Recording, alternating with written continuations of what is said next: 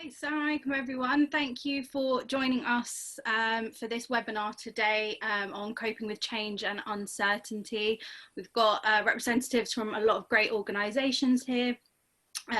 Feel free to ask questions during the webinar. You can type them and they'll be read out, and if you want to direct them to a particular organisation, then do let us know.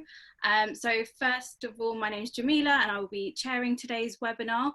So let's just go round and we'll get all the organisations to introduce themselves, inshallah. Just to also let you know that this webinar is recorded. Okay, so if we start off with you, Sheikh Saeed. Assalamu alaikum wa rahmatullahi wa barakatuh, everyone. My name is Saeed Nasser. I'm a counsellor and a clinical supervisor, and also a volunteer as an imam here in Malakul Masjid in West Midlands. Great. Aisha. Assalamu alaikum, everyone. It's great to be here. I'm the founder and director of Sukoon Counselling Services. We're an organisation that offers counselling, where we combine mainstream therapy and integrate culture and faith. We do other projects in the background as well.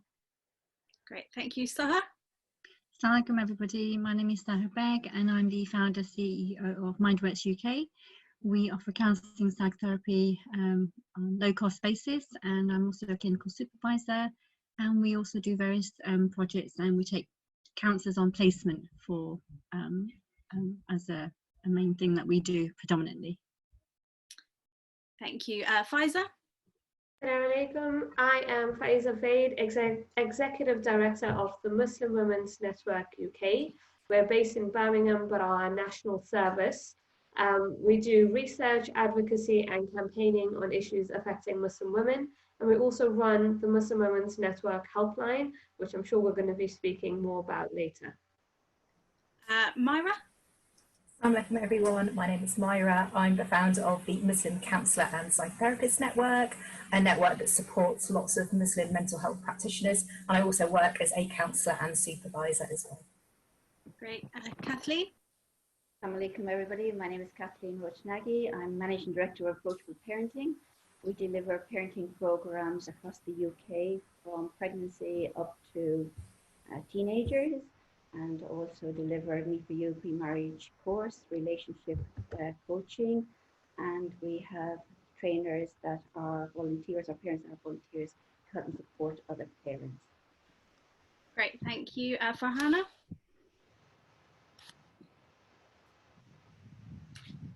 One second.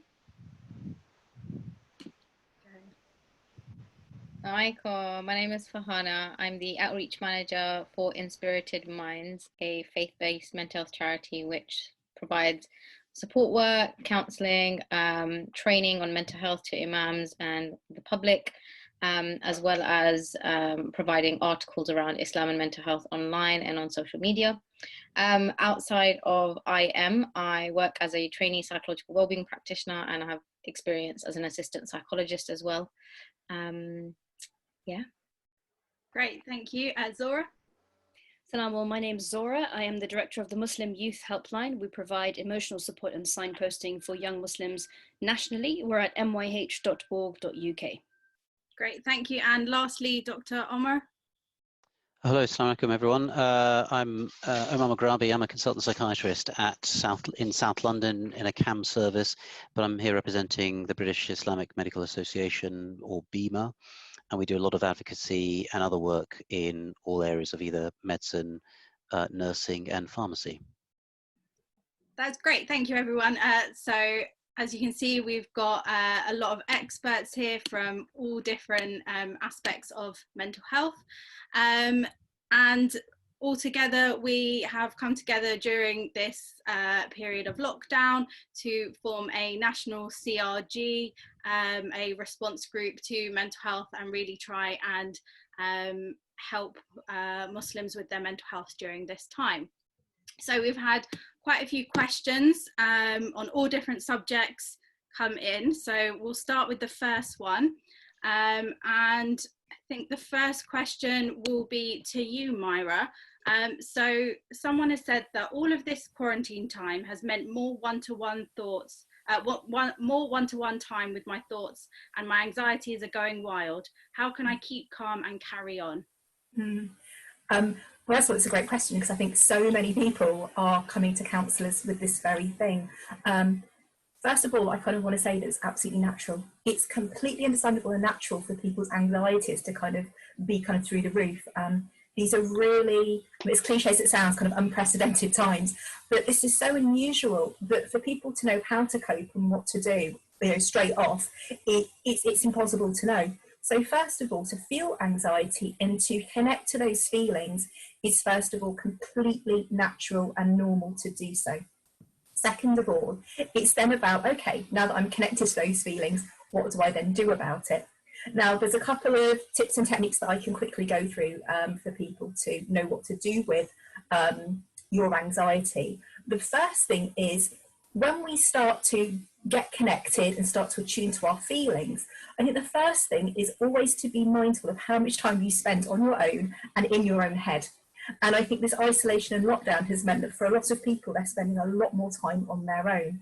So first of all, just track within yourself how much time you're actually doing that.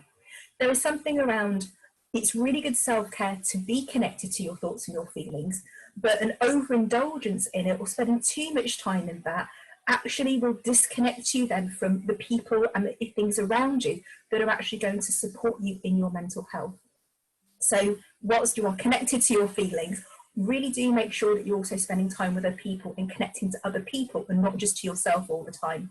A couple of hints and techniques then, one which is journaling. By doing so, what you're doing is you're getting all of those thoughts, anxieties out and onto paper. What that means is that anxiety in generating all that emotional energy within you, you're actually directing it and channeling it somewhere. To keep it within you, all you're doing is having this build up to a point where people then may have panic or anxiety attacks. So journaling is a great one to get it out there. A couple of other things. One technique which I particularly really do recommend and think that's appropriate is that a lot of anxiety is a feeling of lack of control and worry about things that are unknown to us. So one really good technique that I really like to do is, if you do feel that your head is swimming with all of these anxious worries and thoughts, is again, get them onto paper, but it's to actually manage them. So I'd recommend that for 10, 15, 20 minutes, sit down and literally write down all your anxieties and thoughts onto a piece of paper. And then with all of those thoughts, then go through them and apply 4 questions.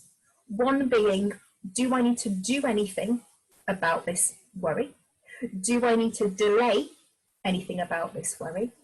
Thirdly, do I need to delegate it to somebody else? And the 4th thing is, do I need to ditch it?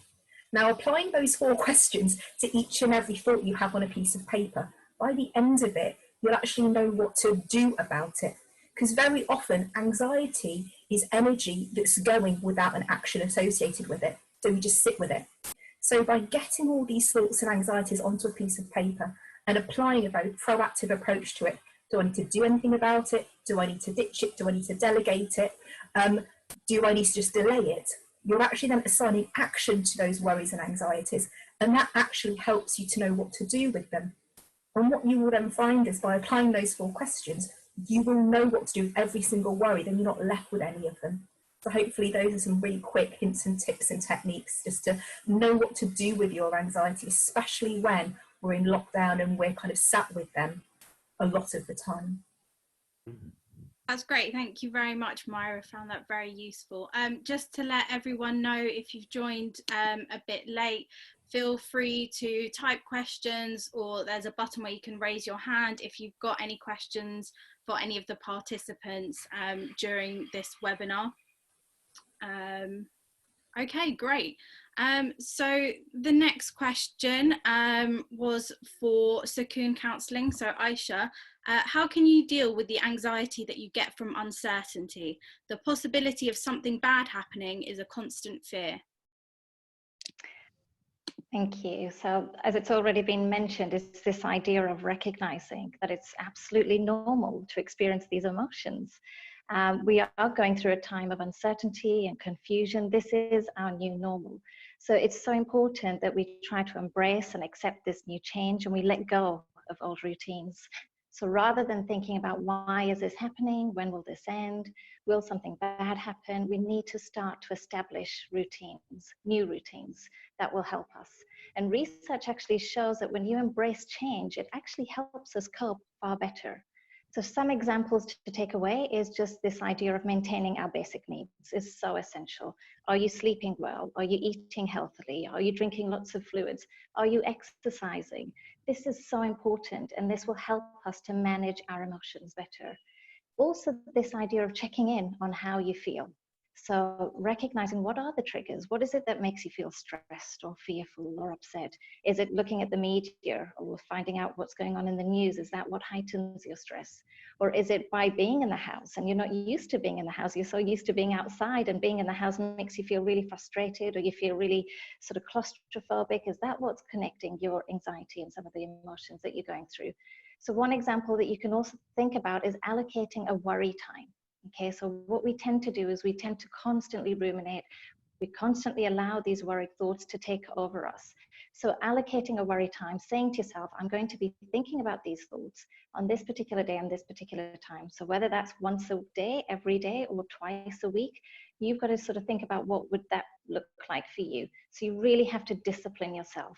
And when you do that, what you're doing is you're reducing the negative thoughts, having an impact on you on a day-to-day basis, and you're allocating that time, and you have that comfort of knowing I will be addressing this. We also need to think about focusing on the positive. Okay, there is positivity. So think about what has this brought in your life. Has it brought closer connections with your family? Seeing globally how much compassion and kindness there is, just recognizing that and how that's built our society more than we had before. Have you learned something new, got involved into a new hobby that you never usually get the time for, and now we've got that time to do these new things? Has it helped you to get closer to Allah subhanahu wa ta'ala? So being, alhamdulillah, having Ramadan during lockdown, although it was a really difficult and different experience, there were so many opportunities and resources for us to get closer to him. And the importance of support. Okay, we're all human, we all need support. We need to connect with others. We're social creatures. And just connecting with others will reduce isolation, will reduce anxiety, and it will be in a very different format. So rather than physically, it would be through calls, online, doing things virtually, and there's so many resources out there right now. And finally, just to mention that we do have a self-help guide on anxiety managing, sort of giving you tips and strategies of how you can deal with it better. So do go onto our website, Sakoon, SAKOON.co.uk.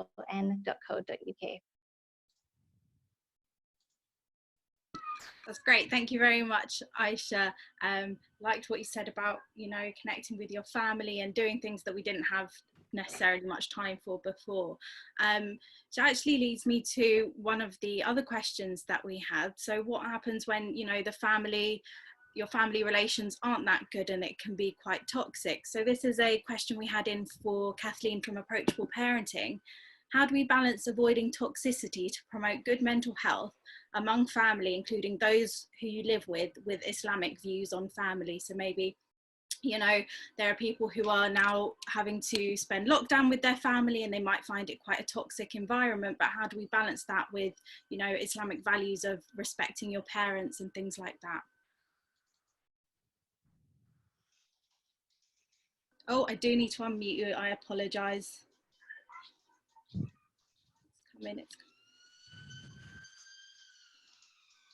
Just to remind everyone that you feel free to raise your hand and also to ask questions during this.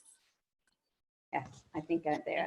Assalamu alaikum, everybody. Yes, it's a great question how we can prevent this, because toxicity can come in, and it's a hard word actually. It's a very strong word, and it comes in many ways. And it may have been something that's been always there, always present in the family, or it may be something new due to this relationships and what's happening at the moment now.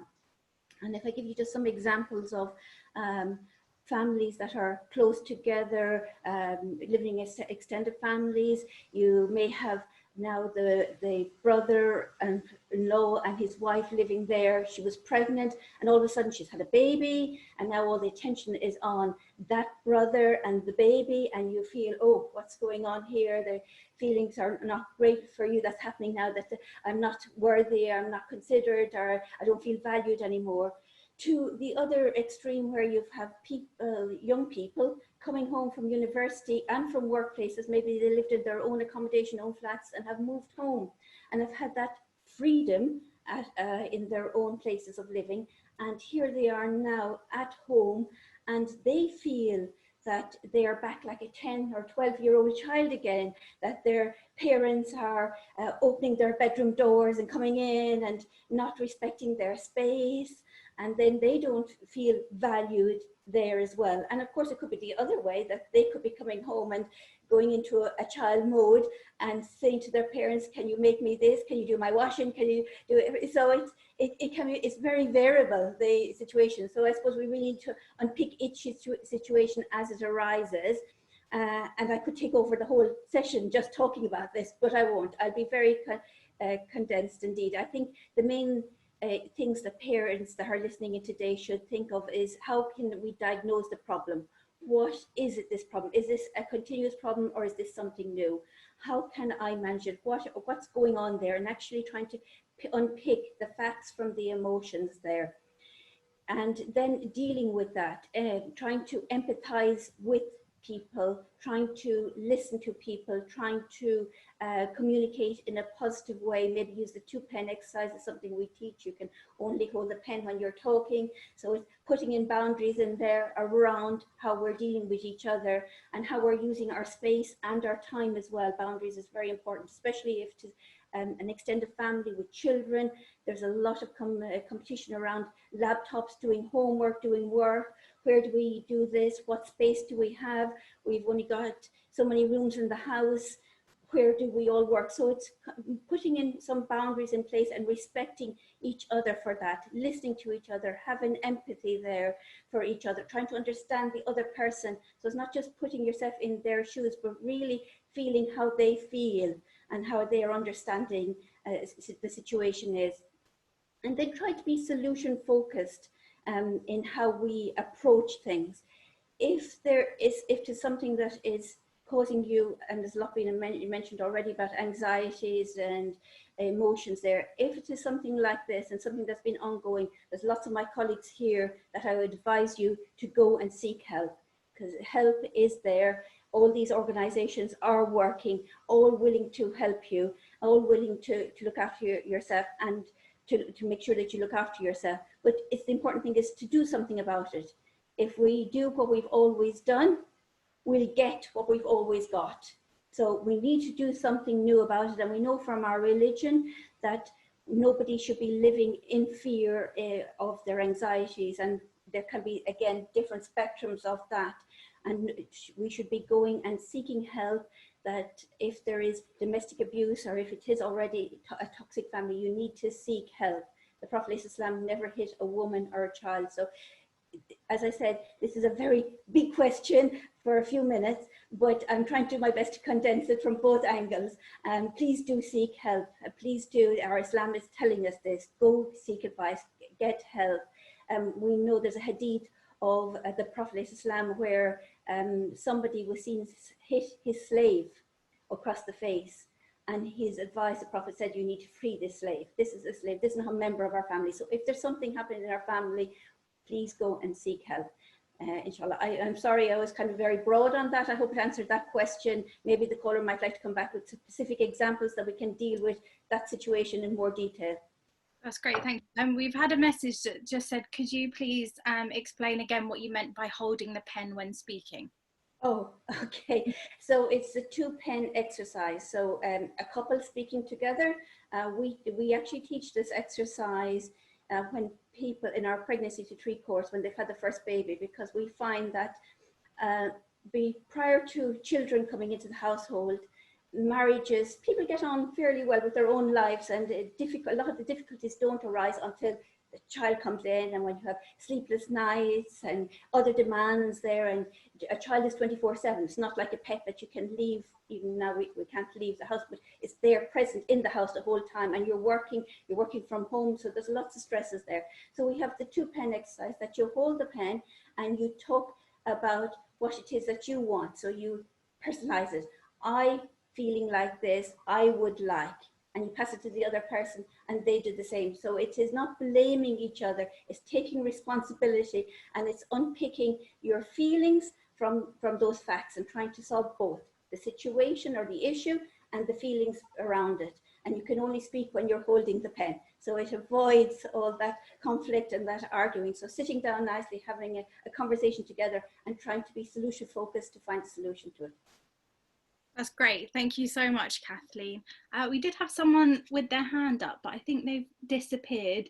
So if you still would like to ask your question, then do put your hand up again. And obviously, if anyone wants to ask any questions, then do raise your hand or type it to me in the bottom. So let's get on to our next question, inshallah. Sheikh Saeed, we've had one for you, which says that Ramadan was so difficult. I usually go to the mosque 2 or 3 times a day throughout the year. Ramadan is the highlight of my year and I feel so empty. I feel I've done something really wrong to not be allowed to go to Allah's house. I'm praying more and doing more dua, but it's not helping. Is there anything else I can do to cope until the mosques are open again? Inshallah, Jazakumullah khair. And I think is a common thread that previous sisters have already mentioned, that it's about normalizing the process first. And I think a lot of people feel this feeling, you know, that part of our expression of our closeness to Allah subhanahu wa ta'ala is by attending the masjid and by having this closeness and attachment to the masjid. So that's a normal to feel like this when you are unable to visit the masjid. That's the first thing. So, you know, many people feel that, and you're not alone in this feeling. Secondly, is to realize that Allah subhanahu wa ta'ala will not burden us more than our capacity. Allah subhanahu wa ta'ala said in the end of Surah Al-Baqarah, chapter 2, لا يكلف الله نفسا إلا وسعها. Allah will not burden a soul more than that soul's capacity. So it's really important to understand that these things are out of our control. We have not chosen not to go to the masjid, but we're not able to go to the masjid because of for our own safety and the safety of others. And also Islam, Allah subhanahu wa ta'ala is with us wherever we are. So Allah subhanahu wa ta'ala, you can make there's flexibility. The Prophet ﷺ said in the hadith, جُعْلِيَتْ الْأَرْضُ مَسْجِدًا وَطَهُورًا. Indeed, the earth or the land has been made for me pure and a masjid. So we can pray wherever we are, wherever you turn your face, you will find Allah subhanahu wa ta'ala, and He is with us wherever we happen to be. So it's about not being too hard on yourself, and also seeing that your heart is attached to the masjid is a good sign, inshallah, of your iman, because the Prophet ﷺ said, you know, the people who Allah will shade them on the day of judgment, where there's no shade except the shade of Allah, a person whose heart is attached to the masajid. So inshallah, instead of looking at this as a negative, see it as a positive, that your heart is attached to the masjid, inshallah, and you connect with Allah subhanahu wa ta'ala at home. It is from the sunnah of the Prophet ﷺ that he used to do the nafil prayers at home. So he will play the obligatory prayer in the masjid, and he will do the prayer which is nafil at home. So also we make our homes masajid. We make our homes a basis for our connection with Allah subhanahu wa ta'ala. And I can understand fully, because the masjid provides so much more, because it's connection with people, connection with, you know, as well as your connection with Allah subhanahu wa ta'ala is about, you know, finding space where you can just go and experience peace and tranquility. And I will also urge you to create that also at home at the moment until the masajid opens. So find yourself a spot in the house where you just make that, you know, designated for your prayer, or where you can go and sit quietly, you can go and do some reading, and make it beautiful, make it clean, and somewhere where you feel comfortable. So that's very important.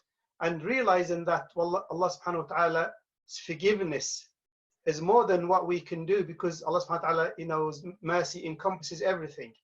And Allah subhanahu wa ta'ala is the one who created us. He knows that we can't go to the masjid at the moment. So just don't be hard on yourself. And Allah subhanahu wa ta'ala said, مَا يُرِيدُ اللَّهُ بِعَذَابِكُمْ إِن شَكَرْتُمْ وَآمَنْتُمْ. Allah does not want to punish you if you are grateful and you believe. And also for us is also maybe a point of reflection also to appreciate the ni'mah of the masajid, you know, and when the masajid are open, inshallah, we value them more, and we value the ability to go to the masjid more, that Allah subhanahu wa ta'ala gives us this ability to go to the masjid and to connect with Allah, to connect with others, to connect with the congregation. So inshallah, that also should be a source of comfort, that this difficulty is temporary, is not permanent.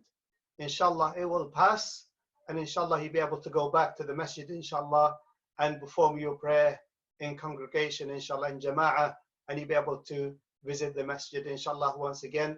And if the doors of the masjid are closed, the doors to Allah subhanahu wa ta'ala are always open. So seek Allah's, make dua, seek connection with Allah subhanahu wa ta'ala through the Quran, through the prayers, through finding quiet time for yourself to reflect and to use this seclusion as, with Allah subhanahu wa ta'ala, and to be able to use it, inshallah, as a source of comfort during these difficult times. Great, thank you so much. And someone's messaged in whilst you've been speaking. So we've had a message from Ghazala who said, feel Allah is with you. Masjid is just a place. Having Allah with you is more peaceful. Specify a corner of your house as the place to pray and connect.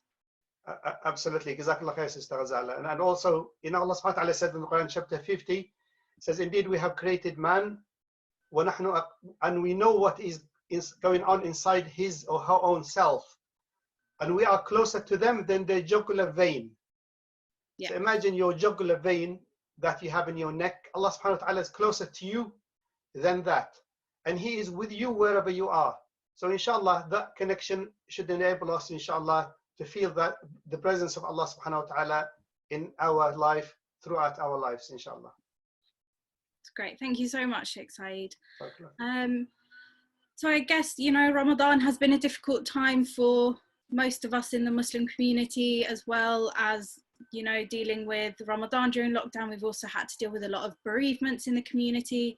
And we've had one question on that for Sister Saha from Mindworks, which says, my husband died from COVID. I wasn't allowed to visit the hospital.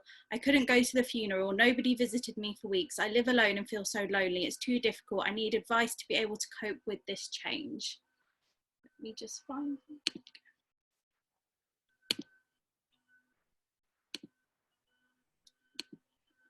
I'm pressing on mute and it's not on mute. There we go. Oh, I think I had to press it on my side. Jazakallah khair, Jamila. Assalamu alaikum, everybody.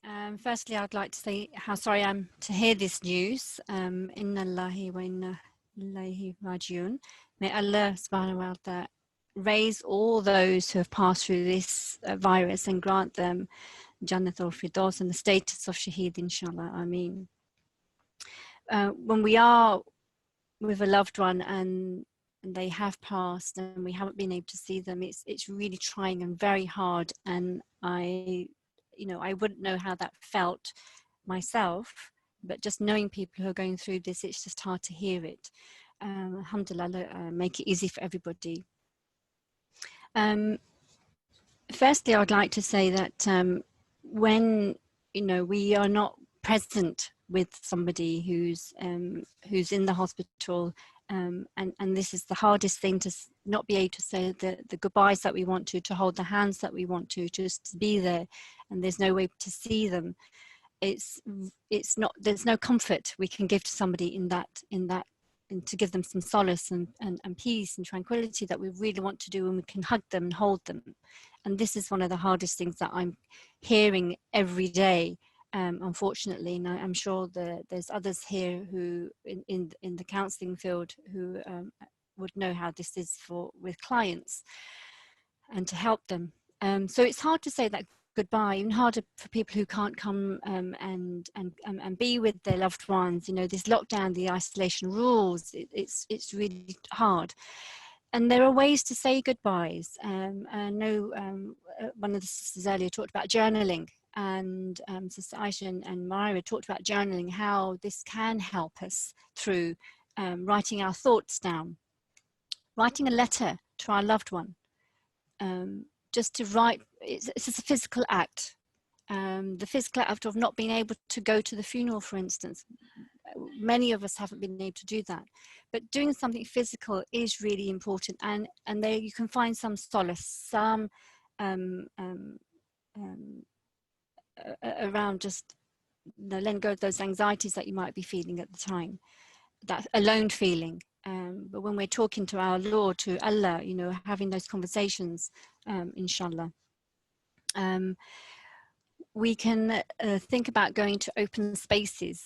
Just talking about this morning. How do we say goodbye? You know, if we have an open space, maybe we have a garden, or maybe we don't. Just having that time to speaking into the universe, talking aloud, talking to our loved ones that have left us, talking to Allah, asking for that help and guidance. Thinking about those really good memories that one would have had with their loved one, the things that they would have done together, those memories, those wise words even, and we can hear them talking to us and taking that with us forward in our everyday. This is really important, because I think this is, we're left with being on our own. We could be in a room full of people, but being on our own. But when somebody is actually living on their own, it's really hard to find any solace.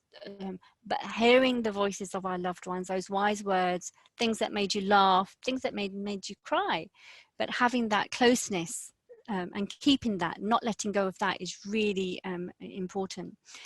The other thing would be also is doing acts of kindness, doing something to help yourself, maybe volunteering. I know there's lots of things we can't do at the moment, but we can speak to a neighbour, we can phone somebody, we can do some shopping for somebody, or cook for a neighbour, for instance. That just makes us, you know, gets us going out to do something.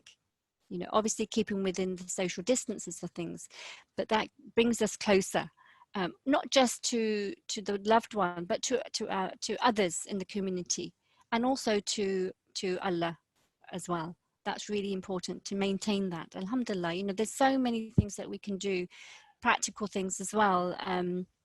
We can ring up family or friends, we can have a conversation with them on the phone, we can do the web chats like we're doing right now. We can also do something that's really important, that around sadqa jariyah, giving in charity, an ongoing charity for those that have left us and have passed away.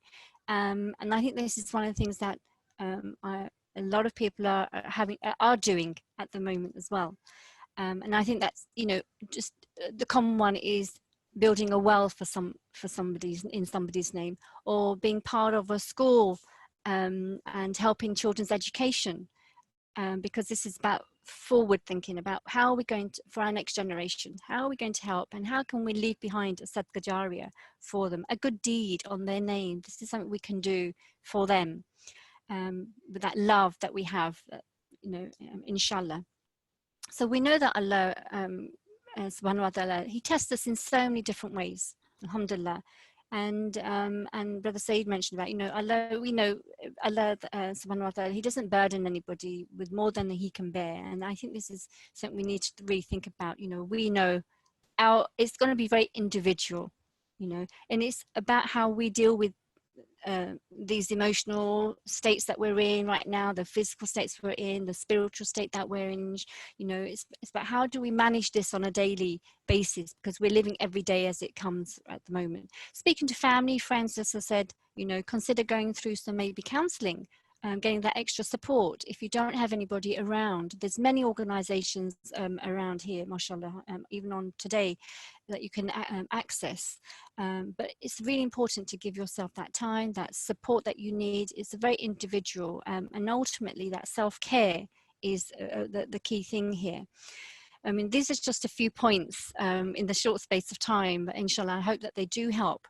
And do what works for you. This is one of the things you have to remember. What works for you may not work for somebody else. So, you know, this is it's a situation we're in right now, and how do we best cope with it right now? But do access the support. There's lots of organisations here that you can tap into, inshallah. I hope that really helps the caller that raised the question. And making lots of dua is the last thing I'd like to leave you with is, you know, when we make dua to Allah subhanahu wa ta'ala, he hears us, he knows our pain, he knows what's best for us. He's a planner of everything, inshallah.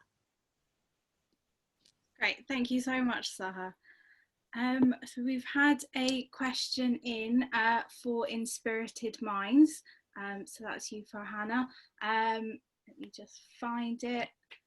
Okay, this is from Al Richards, and he's asking, what opportunities have you seen? Oh, sorry, I can't see. So basically, have mosques and other Muslim organisations had an increased interest in mental health during this time of COVID and lockdown, and are Muslim communities now reaching out for support? Oh, hang on.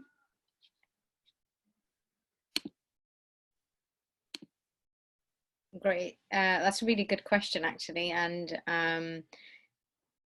in a short summary, yes, a lot of organizations, a lot of mosques have seen the importance of mental health during these times, so much so that there's been an influx of webinars since COVID-19. Like there's webinars like left, right and center. You just like information overload.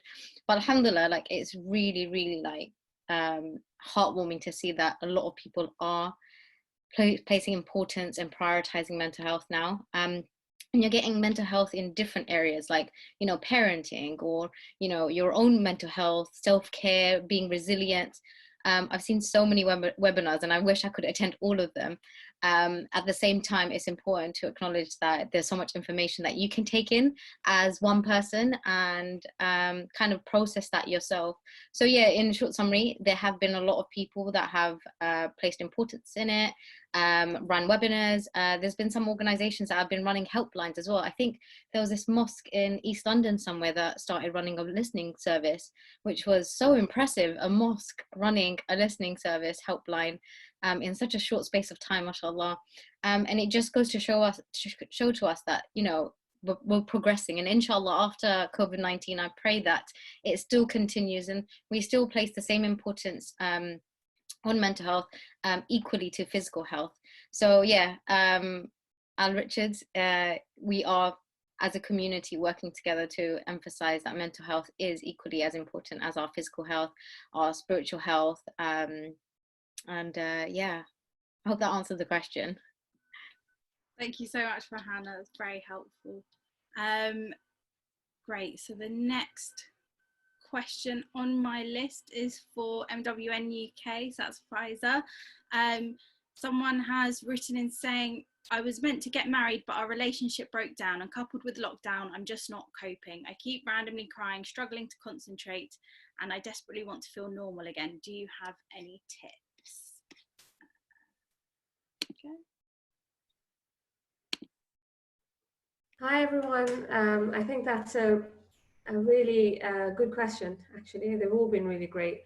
I think relationships are definitely feeling the strain of being in lockdown, and it's important to understand, I guess, that right now we all need all of the things that have been spoken about already today. So self-care is so important, but reaching out and identifying that there is a problem and taking a step is actually, you know, quite commendable. So when relationships are not working, to recognize that it's not, and to take a step back from it and, you know, make decisions about it is really important.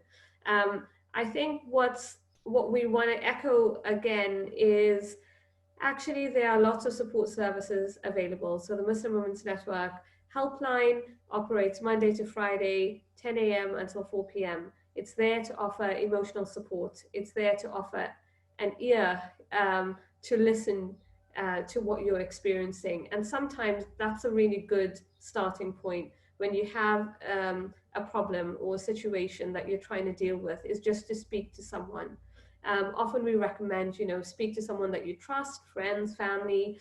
That may not be as easy right now. You may not be in a space to speak. You may want to email, you may want to text, you may want to web chat. So you can do all of those things with the Muslim Women's Network helpline, but other services like we have the Muslim Youth Helpline on the call today, and others also. And then if you felt that actually you need further support. We've, this call probably has some of the best counsellors in the country working with the Muslim community here today. So, I would say if you think you need more support, then definitely reach out. But in terms of tips, just managing emotions right now, it's good that you've recognized that it's difficult. It's good that you're seeking support. And self-care and kindness to yourself is, we had Muslim Mental Health Awareness Week last week, and kindness was the theme. And kindness to ourselves, I think, is the lesson that we all need to practice more. Me first. And I'd recommend doing lots of the other things that our previous panelists have spoken about in terms of managing anxiety, managing worry. So I'm not going to repeat those things, but figure out kind of what works for you, and definitely seek help and seek conversations and seek support. Great, thank you so much, Faiza. We've got Dr. Omar's raised his hand, so I think he's got something to say.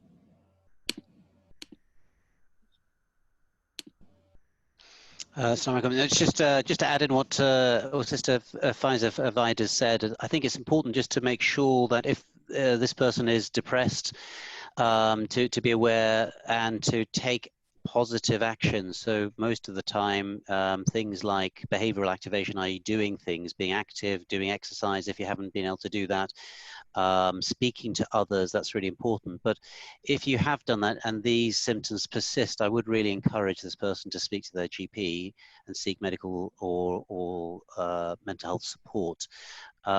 Anyone can access CBT or otherwise via the local IAP service, IAPT service in almost every borough. Just put that in and put the borough name and they'll show you how you can access it. It's self-referral, and waiting lists are usually down to 6 to 4 weeks, but they do expect you to attend and they will discharge you very happily if you don't attend your meetings. But in a serious note, it's probably worthwhile speaking to your GP because they might well be aware of recognized local services, whether they're charities or otherwise, with whom they've had experience. And so just don't leave it to chance. Make sure that you do access support, because if it is depression, that can get a habit of getting worse, especially if it's at a moderate level, moderate to severe, where it won't resolve on its own like a mild depression might. Great, thank you. And I believe Sister Farhana wanted to add something as well. Yeah, you made a really good point, Dr. Omar. In terms of therapy by the NHS, you do get it for free, and the waiting time currently is shorter because there's not a lot of people that have been seeking support from the NHS. So they are prioritizing those individuals who are struggling with COVID-19. And even if you don't want to seek therapy by a clinician from the NHS, your GP would give you alternative, support services like Mind, there's an app called Headspace, which you can get access to, and other range of things. The reason why I'm saying it is because I've already reached out to my GP about my mental health struggles. So it's really important that we do reach out to our GP or an alternative clinician or therapist, whoever can help you during this time. Also, I work for IAPT and Talking Therapy, so I'm just going to give you 3 tips that you might be going through. So the 3 tips are RNP, so routine. So given that we're in COVID-19, our routine has changed. We're not going outside for work or going outside to uni, X, Y, Z. So routine is something that we need to be mindful of. What do you do, or what have you done usually in your routine that is missing now? Necessary. So those are the things, or those are tasks or activities that you, if you don't do it, there's negative consequences, like paying the bills or not doing your deadlines, meeting your deadlines. And the last one is P, which is pleasurable activities. Now, I miss going to the gym. The gym is closed. I'm really sad about that. And it's going to make me sad. It's going to make me more deactivated and passive. So I need to think of alternative ways to be active, whether if it's yoga, whether if it's going for a walk. So R, routine, necessary, P for pleasure. These are the 3 different activities that research has shown in order to help you improve your well-being and to make you a bit happier. So changing your behavior, like Dr. Omar said, behaviorally activating yourself will help you to feel better about yourself. And just on top of that, I know I'm probably running out of time here, 5 ways of well-being. So you can Google this. It is recommended by the NHS. Inspirited Minds have an article about Sunnah and 5 ways of well-being. Again, it touches on routine, necessary and pleasurable. So connecting with others, being active, taking notice, which is being mindful of yourself, identifying when you feel anxious or when you feel sad. How do you notice it in your body physically? You have to identify it first before you can come up with a solution. Learning, I know I've delayed, well, I'm talking about my personal experiences. You have a list of things that you want to do when you're working full-time outside of COVID-19. Make that list. Have you started making or doing stuff in that list?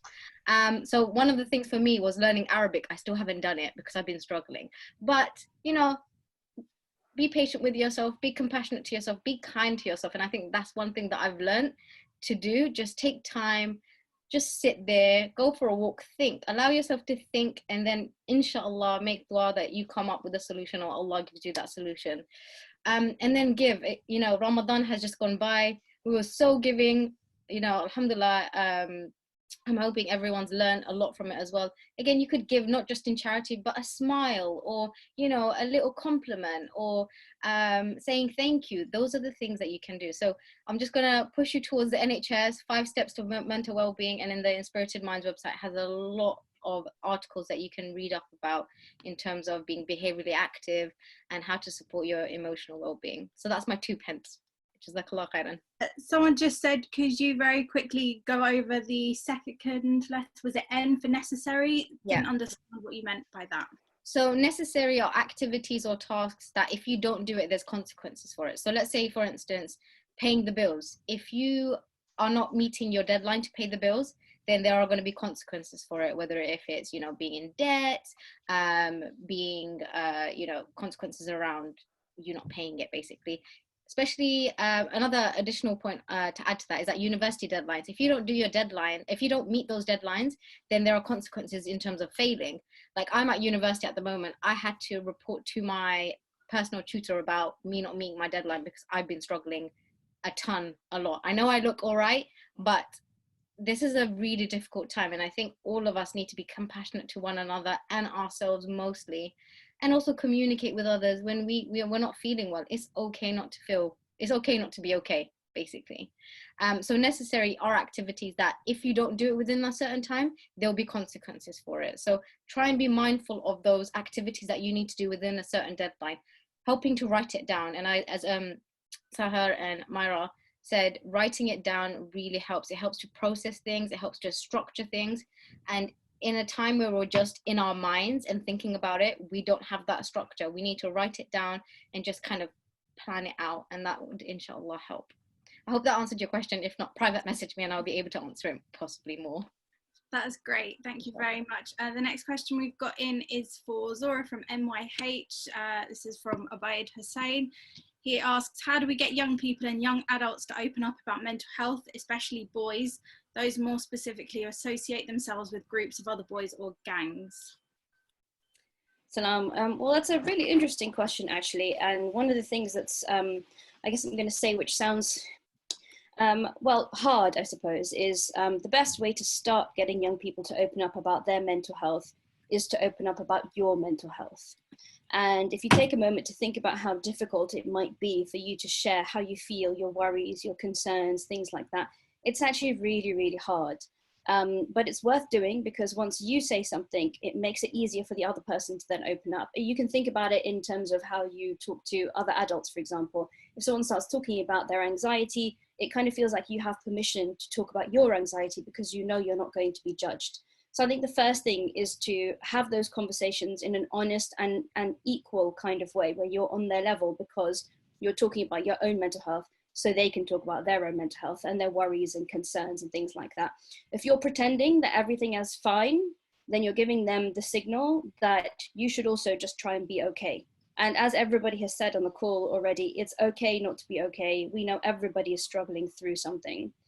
A couple of other tips. I think normalizing mental health is really, really important. We all have our highs and our lows already in this call. Some people have talked about their own feelings in terms of where they are on their mental health.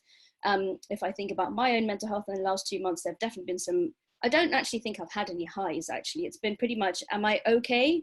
And okay is good enough at the moment. And as long as you're okay and you're kind of coping, honestly, I feel like that's the maximum I can hope for in these kinds of circumstances. And that's fine. It's fine to just be okay. When you're not feeling okay also, it's really important to remember that it's not a sign of weakness. It's perfectly normal. The same way that we would with our physical health, we need to take time out to recover from things when it comes to our mental health, and also to find out what's causing us to feel this way.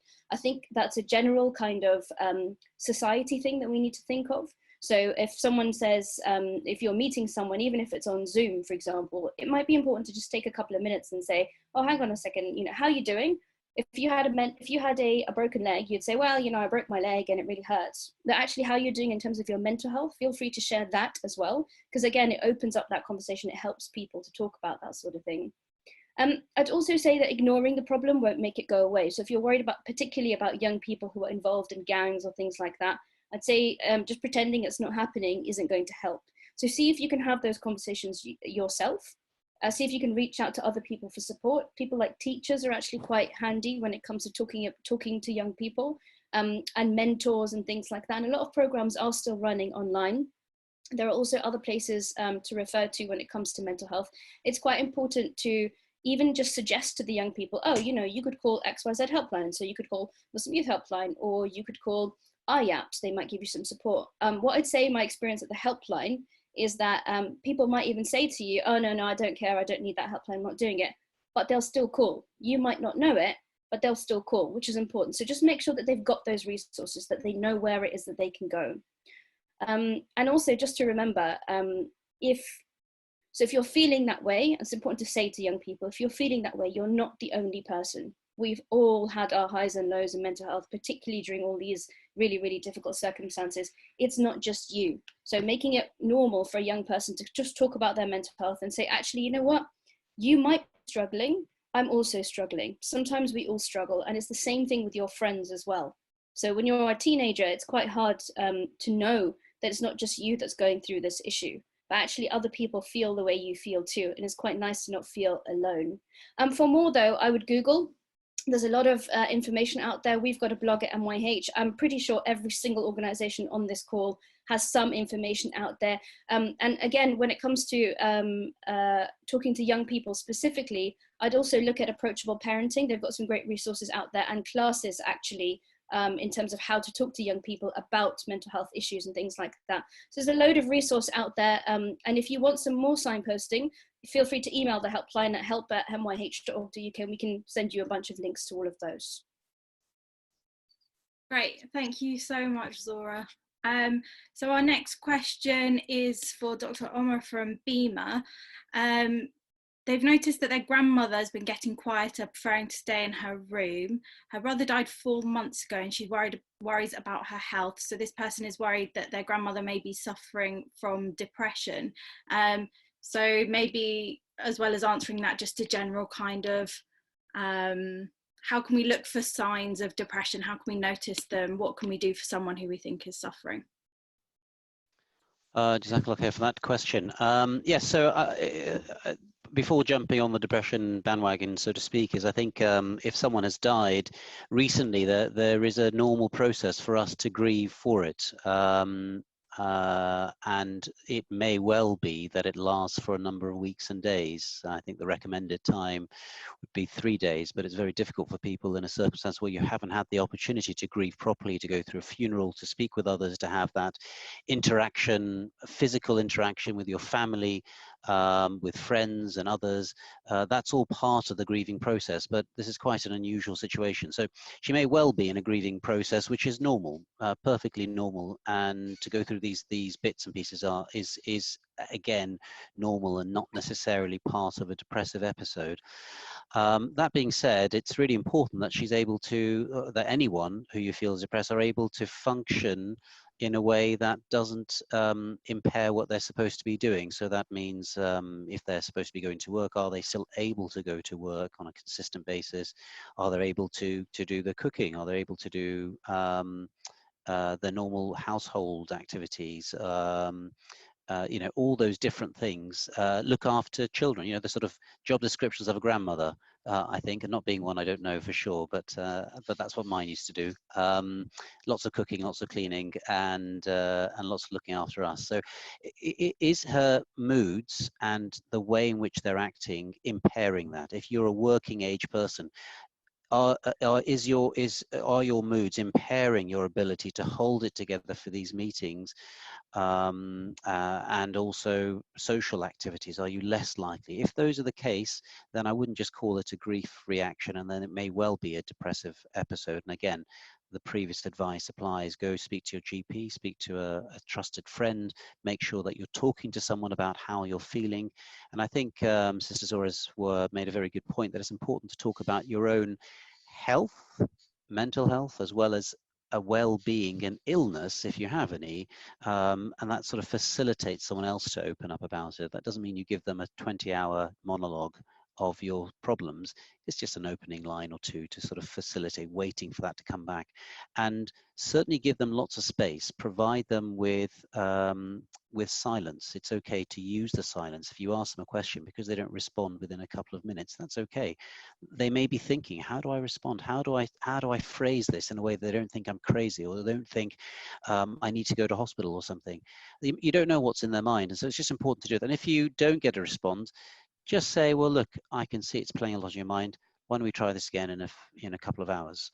And come back, and don't see it as your right to understand and know. Because you've demonstrated concern to speak to them, it doesn't necessarily mean that they have to talk to you about it. So providing space is really important. So, and then accessing support, as I said, from your GP, IAPT, etc. I think those would be really important. And then I think at the more severe end, especially in the elderly, because that's where the more severe end of depression can be more problematic, is when people stop eating, lose weight, and feel that they no longer want to start living. Now, these aren't, we as members of the Muslim community and Islamic faith are not immune to those feelings. It's just a case of how we deal with them. So it's just important that we give people options. We talk to them about it and say it's okay to have these thoughts, but this is what we deal with them, rather than saying, no, don't have these thoughts, that is wrong. I think it's important just to work with it and work them through it, because in normal circumstances maybe they wouldn't, but in these circumstances they probably would. Yeah, that's probably most of what I said. I think in terms of treatment, yes, there is CBT, interpersonal therapy, and a few other bits of therapy for depression. Medication is also indicated, especially in moderate or severe depression, and it's just as efficacious as, that means it's got the same amount of benefit as therapy in larger trials.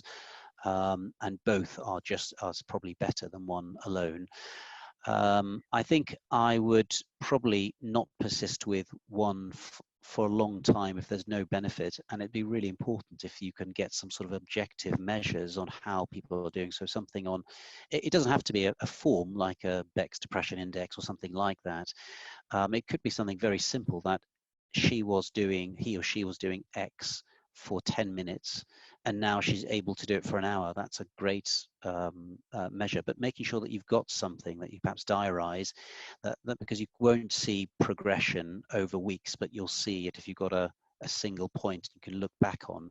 So some sort of progression. And if therapy or medication is not working, it's important to say, look, we have had it for 4 weeks and it's not working. Can we review this? Can we seek alternative views? Can we have someone else?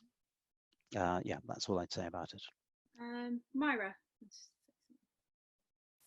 Just wanted to add on, I think really from what everyone on the panel has said today, just a couple of points really that just kind of I'm sat with.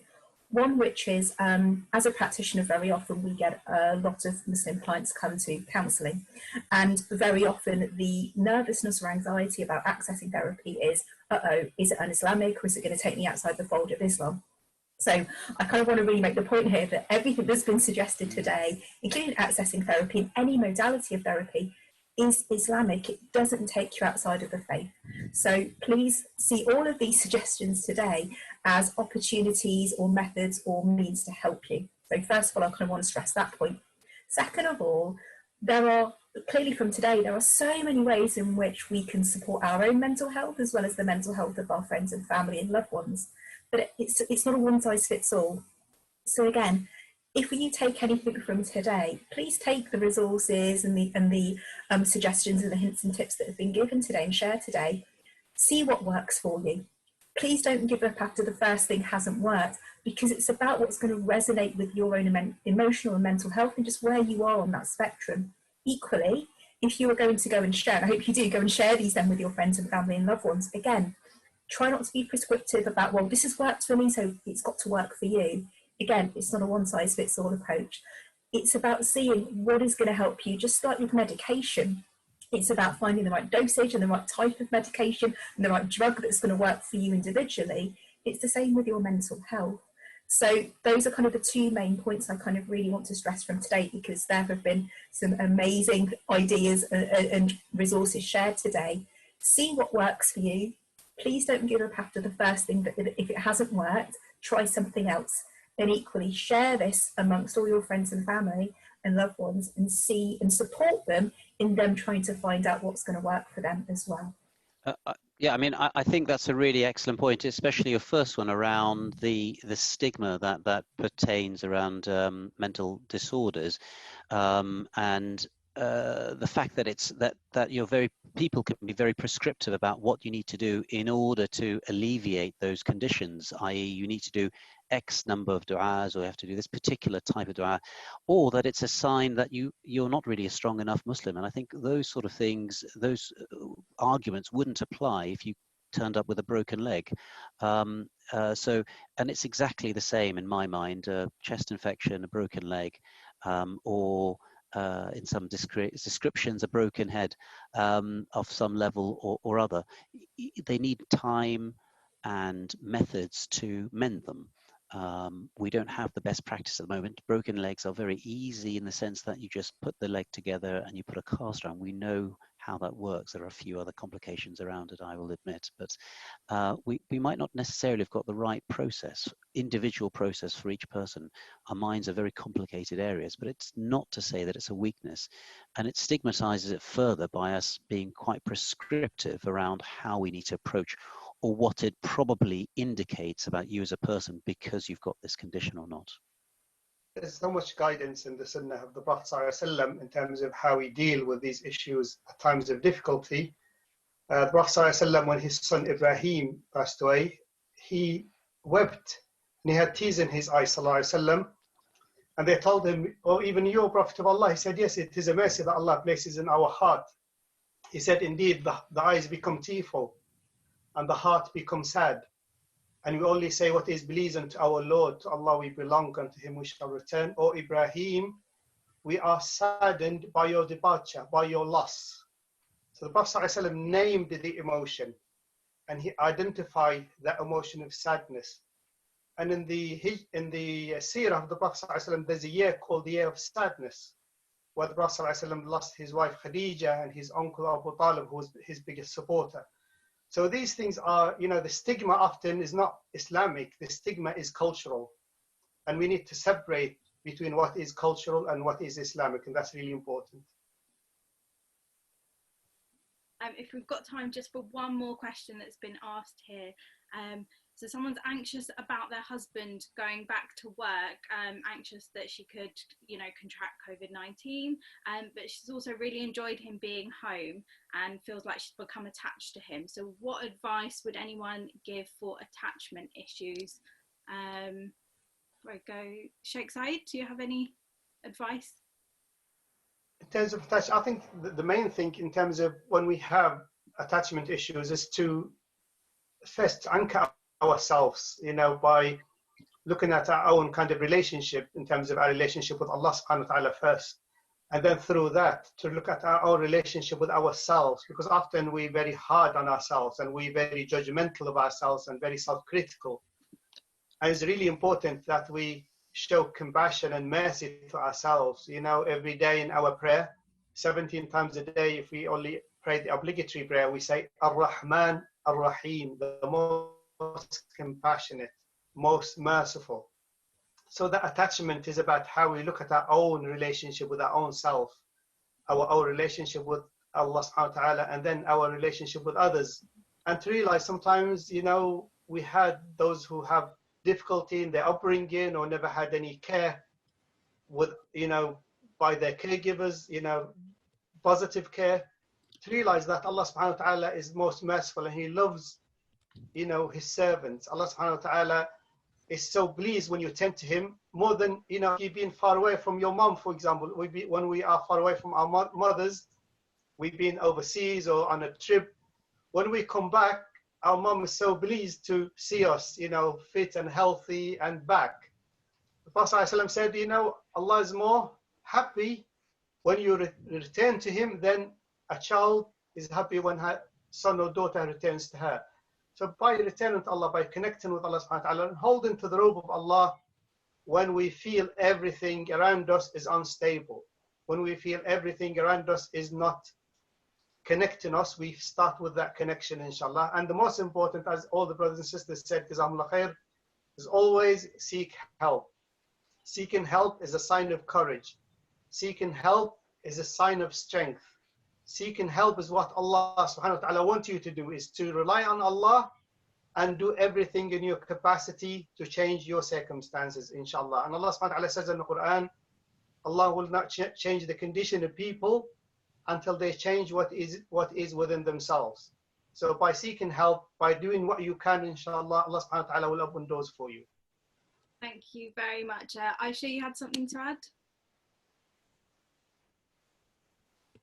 Yes, I just wanted to also just add this idea of it is a temporary period that we're in. And within this period, we've also got to think a little bit about what are the opportunities that we can take away from this experience. So the reality is we do have to go back to work, and we do need to go back into the sort of aspects of living our life, whether we're doing that now or whether we need to go and do that going forward. But we need to also think about what has this added into our relationship. So when it comes to your spouse, how has it been positive in this experience? There have been cases where, yes, it's created difficulties and conflict, but I've also come across cases where it's brought far much more connection and closeness between spouses. And one of the key aspects that I've come across is this idea of now prioritizing their relationship as opposed to prioritizing work and other factors in their life. And that really makes a huge change in people's relationships. So just thinking a little bit about how you did things before to now and what you can add into your life can be really helpful. And that's something I'm going to be taking away as well, this opportunity of doing more with my children and doing different things with different people, connecting with other people that I never got the opportunity to. And just also the idea of the positivity of there's evidence of there's more safety. There's a lot of measures in place when people do go out. You've got to think about the positives and the importance of tawakkul, having that trust in Allah subhanahu wa ta'ala. Everything is in His control. He is, and just leave your burdens and your worries to Him, but do be safe and do take their measures, inshallah. Thank you. Myra, did you have anything to add? Just really quickly, when this call is talking about the attachment to her husband and him going back to work, what I'm immediately feeling is this sense of loss that she feels, that what's she losing? So my question back to her would be, try and identify what it is that you feel that will be lost now in your relationship with him going back to work. Because by fear of anxiety, he's going to go back to work and I've grown used to and I've become attached to him being at home. If you identify specifically what it is, what are the needs that you feel that are being met by him by being at home? And by identifying those specific needs that are being met, you can then ensure that you can try and still have those needs being met moving forward. So it isn't just about him going back to work, but what is it that you had gained from him being at home? By being able to identify those, it means then that you can very consciously and intentionally make sure that they then are still present in your marriage and are there for when you do have time together. So try not to generalise it in terms of an anxiety from going back to work, but by recognising what your own needs are, not only can you ensure that they're being met in the relationship, but maybe some of those needs can also be met through other friendships as well, and not just through him. So it's looking just a little bit deeper at what you were getting from that relationship. Thank you. Kathleen, did you have anything to add? No, I think a lot has been said, and have positive things. Thank you to my colleagues there. There's it coming at it from different angles, which is wonderful. Of course, we as parents, we're looking at parenting, is children involved, and hopefully that if there is not children involved, I don't know anything about the situation, that that the family will grow together and continue this and finding that time. And I like what Myra was saying there about your needs. It's what can you identify as those needs, and how can we keep that time? It may not be the same extended time, but we should also think it's the quality of time. So we might have shorter time, but make that quality time together as a couple, so that you are really appreciating each other. And I think that has come to light with us in this situation of what do we appreciate in this world, in this transient world, when at any stage, we all know we're on the path, the final journey path, but this has become very much obvious right here and now, where we know practically every one of us, somebody that has passed away through COVID-19 or of a family that's suffering from it. So it's affecting all of us. So it's made death more prominent in our lives. So how are we more present? How are we going to spend that time together? How are we going to plan that time? How are we going to prepare fun things that we used to do together as we go out of this, and as her spouse returns to work or she returns to work, to maintain that relationship and that attachment that they have now. That's great, thank you very much. I realise we've run about 10 minutes over, but we've had so many interesting questions. So thank you to everyone who's joined us today. Thank you to everyone who's asked questions, and thank you to all the participants for their knowledge and sharing all their great advice and tips. So we will end the call there. Thank you very much, everyone. Assalamu alaikum.